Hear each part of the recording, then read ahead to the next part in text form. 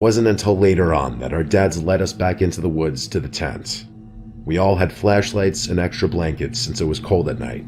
I also brought a deck of Uno cards for us to play. When we all got situated in the tent, my dad and Uncle Jim left back to the house. We were suddenly alone in the woods. Honestly, we weren't as close to the house as you think. We were deep enough into the woods where you couldn't see any light from the house. We started playing Uno for a while. I'd say half an hour at least. Playing Uno is actually a really good time killer. It passes the time really well. The tent was lit up by our flashlights arranged in a circle.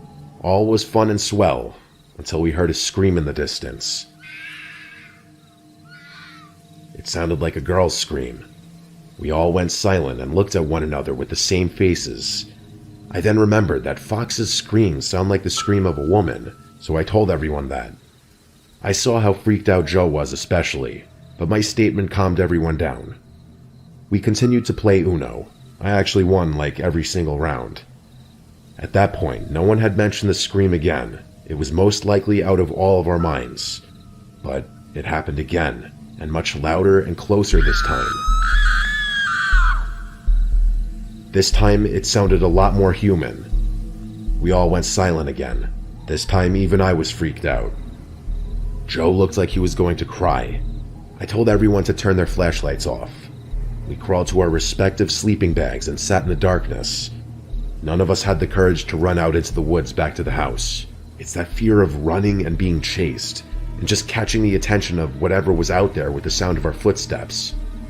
Somehow hiding inside of a cloth tent felt like the safer option, so we waited and waited in silence. We still whispered amongst each other, wondering if it could still be a fox. I was truthful and said, I don't know, hopefully.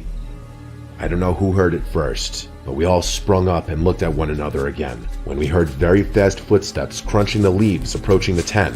Then they stopped, and there was an ear-piercing, gut-wrenching scream that sounded like a girl or woman's scream. It was right outside the tent, and the tent started shaking violently. All of us started screaming.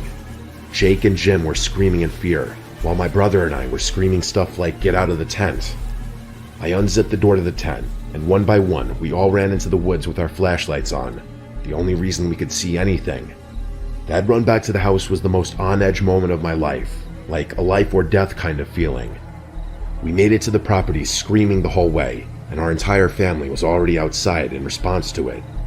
All four of us made it back safely.